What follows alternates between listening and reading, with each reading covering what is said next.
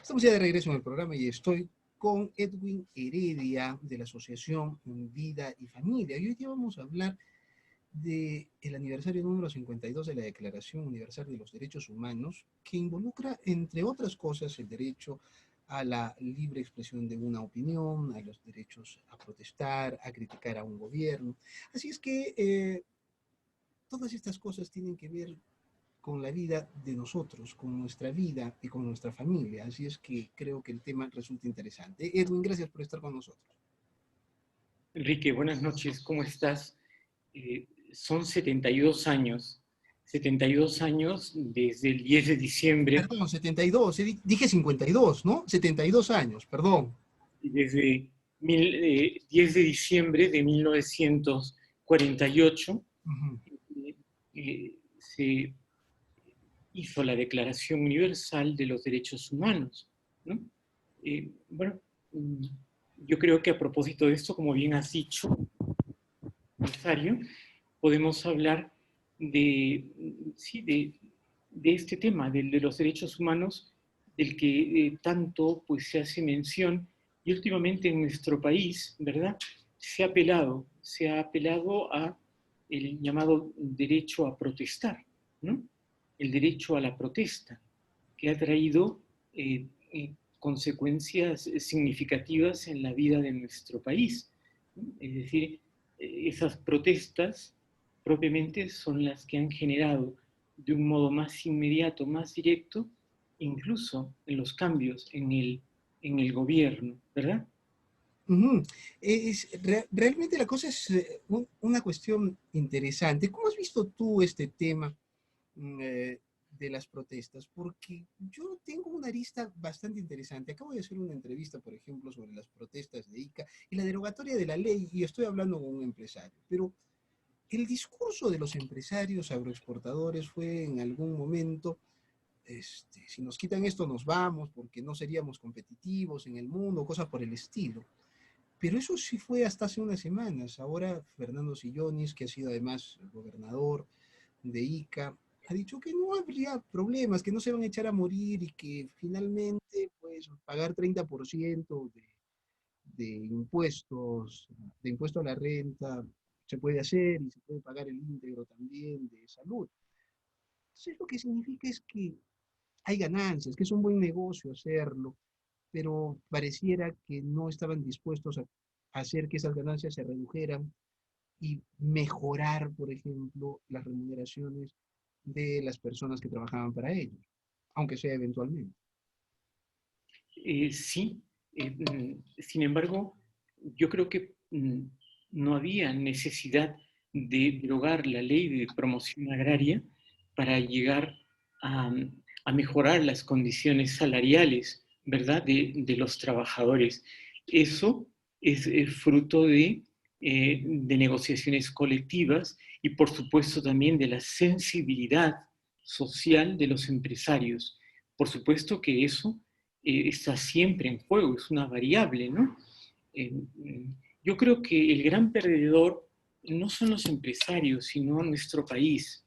El gran perdedor al derogarse esta ley es nuestro país, porque probablemente la inversión que podría realizarse, es decir, las inversiones en la agroexportación, quizá se vean un tanto mermadas porque, qué sé yo, hay algunas empresas que, por supuesto aquí los márgenes, cada empresa sabe que tiene, cuál es lo suyo, ¿verdad?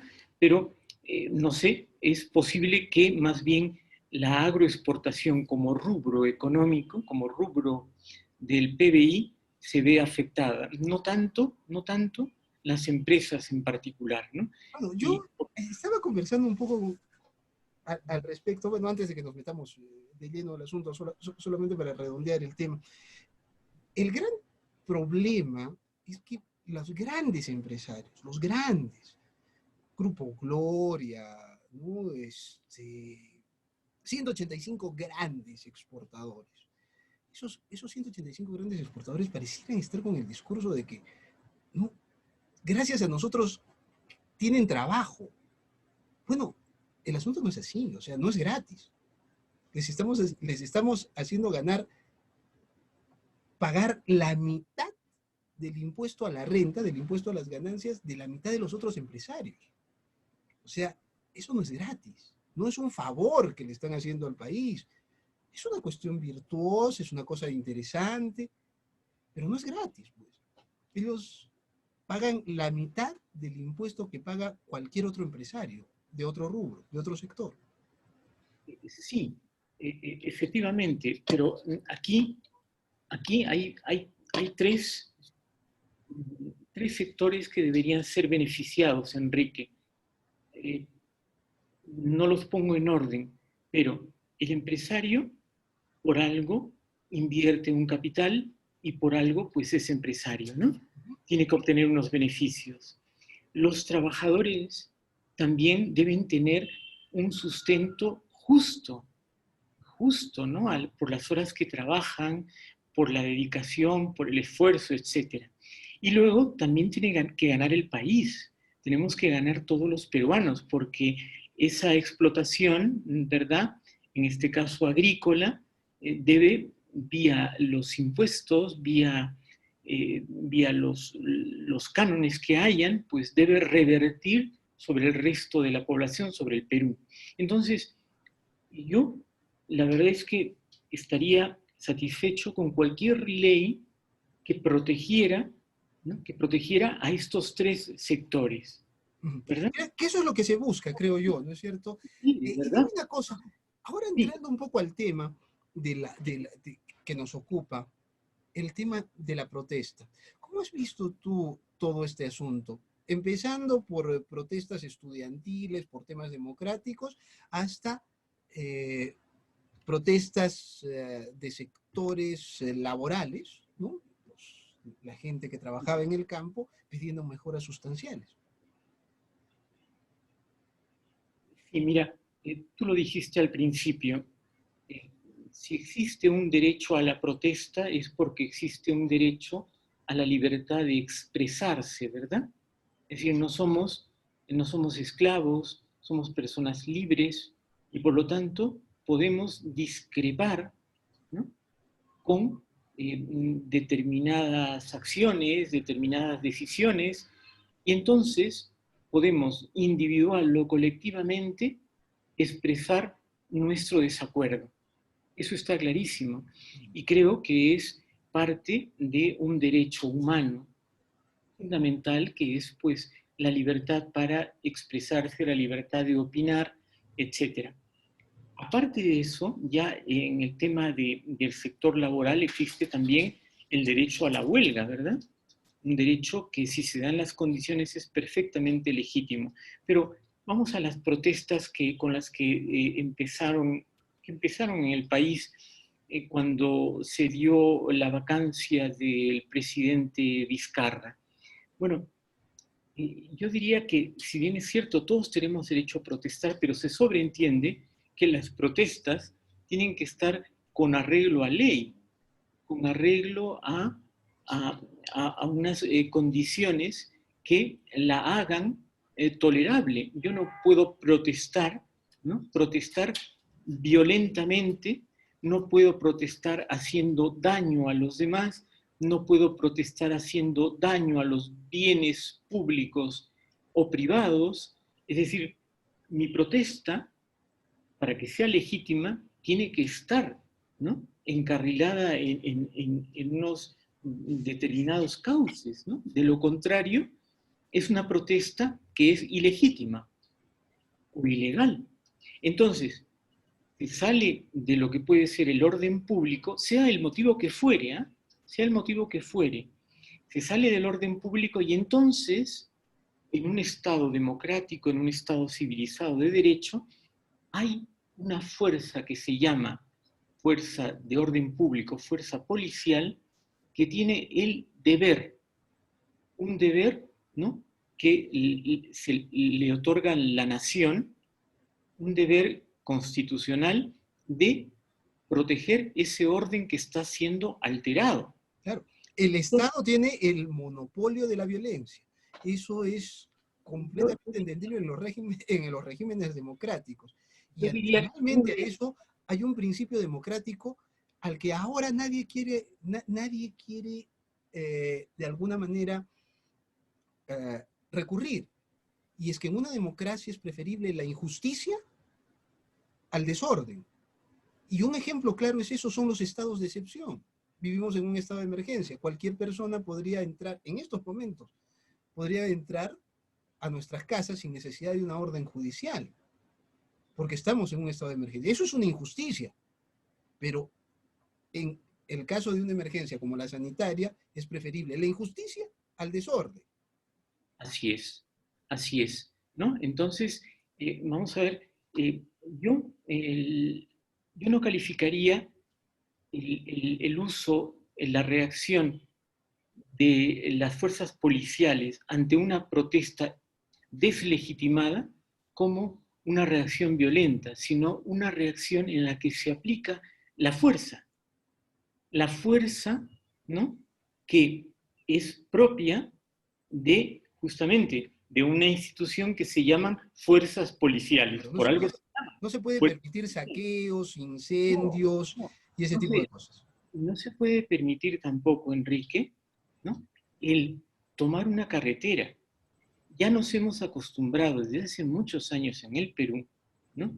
Recuerda, lo último que vivimos en Arequipa fueron varios días de la toma en el kilómetro 48, me parece que fue hace un par de años, ¿no? Durante bastantes días, pues interrumpieron esa vía. Y entonces, claro, se han acostumbrado, y también las autoridades, a que, bueno, queremos conseguir algo, tomemos por la fuerza una vía. Y sabiendo que, bueno, no van a ejercer con nosotros la fuerza legal, la fuerza pública, no la violencia, la fuerza, porque la violencia yo creo que siempre tiene No, algo de tiene que ser ilegítima. En controlada y cambio, la fuerza, moderada, ¿no es cierto? No, no podemos permitirnos las muertes impunes. El asunto, y ahí viene Edwin, y ahí quería hacerte la pregunta. sí, El presidente Sagasti, sus correligionarios dentro del Congreso, criticaban duramente el tema de las protestas y las muertes de personas cuando ellos no estaban en el gobierno. Cuando han llegado al gobierno pasan las cosas y parece que las cosas se miden de otra manera. Inti y Brian no parecen tener el mismo valor que el chico este, que tiene casi su misma edad y que además es padre de familia y era un trabajador que protestaba exigiendo mejoras sustanciales y que también ha sido muerto. Entonces, hay doble rasero en algunas cosas también. Y como tú decías, el ejemplo mal dado, ¿no? O sea, todo el mundo aplaudía lo que hacían los estudiantes y eso incentiva a otras personas para que puedan protestar, ¿no? Y dice, ese es el camino, hay que salir, protestar, tomar carreteras, la policía reprime, hay un muerto y así conseguimos lo que nosotros queremos. Porque ese ha sido el mensaje implícito que hemos tenido últimamente, ¿no? está convirtiendo en una praxis, y esto es peligrosísimo para cualquier Estado democrático, ¿no? Al punto de que ya hubo una señal patética, diríamos, ¿no? El ministro del Interior o el comandante de las fuerzas policiales indicó el día sábado a la policía, no sé si en el norte o en el sur, que no despejaran la frontera en Ica, que no la despejaran. En otras palabras, que no utilizaran la fuerza para la cual están perfectamente, diríamos, capacitados, que el derecho les asiste, ¿no? Que no la utilizaran legítimamente eh, para, el, para restablecer el orden público. Eso es una señal pésima, Enrique, pésima, ¿no? Entonces, claro, yo pensaba, antes de pasar al tema este, yo pensaba, es como si te secuestraran a ti, ¿no? O a cualquier persona por unas horas hasta que sus exigencias sean aceptadas, ¿no? Entonces, tú dices, bueno, ok, voy a aceptar esto, voy a aceptar, voy a negociar este delito, no voy a actuar pudiendo, lógicamente, sin poner en riesgo tu vida, quizá el ejemplo no sea del más adecuado, pero es, en el fondo, ceder a un chantaje. Y esto no puede ser en un Estado, no puede ser, menos que se indique taxativamente a la policía que no actúe. Y entonces, ¿qué ha sucedido? Efectivamente, hay una doble medida, Enrique, una doble medida para estas cosas. Y ojo, que además, si uno ve quiénes eran estos dos muchachos que murieron, ¿no? En las protestas contra el expresidente Merino, es lamentable que hayan fallecido. Sería absurdo. Cualquier vida que se ciega Así es, tontamente, pues es así es, atroz. así es. Sin embargo, nadie habla, al contrario, lo han tomado a mal cuando se menciona, cuando se ha mencionado, pero muy pocos hablan de que ellos tenían antecedentes bien serios, delictivos. Por Claro, lo lo tanto, que, lo que no aminora su muerte, ¿no es cierto? Pero no, tampoco los convierte en héroes de la democracia. y mucho menos, ¿no? Por supuesto, ni en héroes, uno podría decir, bueno, estas personas, ¿qué hacían ahí? Eran esos universitarios que protestaban, eran la generación del Bicentenario, o quizá formaban parte de ese grupo que sabemos ahora, ¿no? Sabemos que había sido pues medio pagado, contratado para acudir. Gente, vamos a decir, de las barras bravas o gente del lumpen social. Entonces, bueno, ahí, y es una gran diferencia con estos dos fallecidos, ¿no? En el norte. Uno de ellos, ¿no? Lamentablemente, pues porque no pudieron llegar a tiempo, ¿no? Porque la carretera estaba Estaban bloqueada. bloqueadas. Y el otro de un balazo en medio de la protesta, ¿no? Era un trabajador, ¿no? Entonces, hay que Padre de tener, familia, hay que realmente. tener cuidado. Y yo creo, sinceramente, Enrique, que ya se nos acaba el tiempo, pero centrando un poquito la idea fundamental, mencionándola, ¿no? Las protestas bien, mientras sean de acuerdo a ley, mientras cumplan unas condiciones, por supuesto, pero de una vez por todas, ¿no? Démosle a la policía el derecho que tienen dado por todos los peruanos, porque ellos cuando actúan están cumpliendo también con su deber y actuando por nosotros. Es decir, actúan, es la sociedad la que reacciona ante una injusticia o muchas veces ante un acto delictivo.